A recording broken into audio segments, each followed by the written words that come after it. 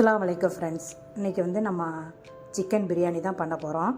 பாஸ்மதி ரைஸில் நான் இந்தியா கேட்டு பாஸ்மதி ரைஸ் வந்து 2 டம்ளர் எடுத்துருக்கிறேன். அதுக்கு 1/2 டம்ளர் எண்ணெய் ஊற்றி பட்டை, கிராம்பு, ஏலக்காய், ஸ்டார் பூ எல்லாம் பிரியாணிக்கு போடுறதெல்லாம் நம்ம போட்டுக்கணும்.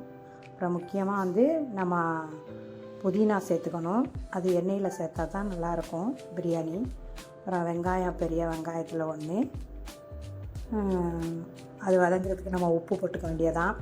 நான் 2 டம்ளர் அரிசியை வந்து ஊற வச்சுருக்கேன் 1 மணி நேரம். இஞ்சி பூண்டு, கரம் மசாலா, இதில் காரம் வேணும்னா மிளகாத்தூள் போட்டுக்கலாம். நாங்கள் காரம் அதிகமாக இல்லாததுனால நான் மிளகாத்தூள் போட்டுக்க மாட்டேன். அப்புறம் தக்காளி நல்லா 2 தக்காளி சேர்த்துக்க வேண்டியதான். அதையும் சேர்த்த பிறகு 2 பச்சை மிளகாய் அதையும் போட்டு நம்ம நல்லா வதக்கிக்கணும்.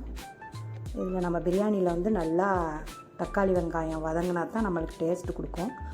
அப்புறம் நம்ம சிக்கனை சின்னதாக வெட்டி நான் இன்றைக்கி அதில் சேர்த்துருக்கேன். அப்புறம் அது வதங்கின பிறகு எண்ணெயில் அதுக்கு பிறகு நம்ம ஒரு சின்ன 10 ரூபா பாக்கெட் தயிர் அது போட்டிருக்கேன். அப்புறம் பிரியாணி மசாலா,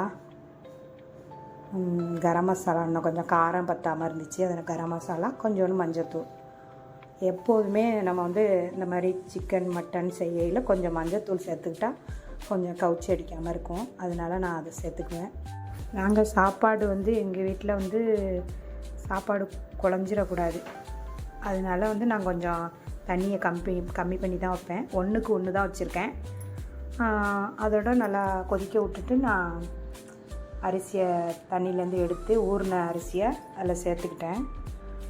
சேர்த்து நல்லா கிளறிடக்கூடாது. பாஸ்மதி ரைஸை மட்டும் ஒரே ஒரு விசில் தான் நான் வச்சேன்.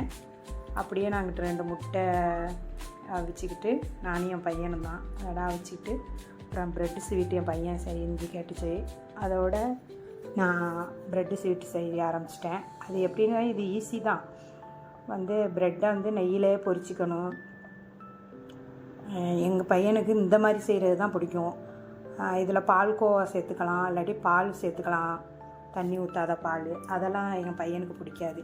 இப்படி செய்கிறது தான் பிடிக்கும். அதெல்லாம் 1 டம்ளரு சீனி சேர்த்து அதுக்கு 1 டம்ளர் தண்ணி சேர்த்துக்க வேண்டியதுதான்.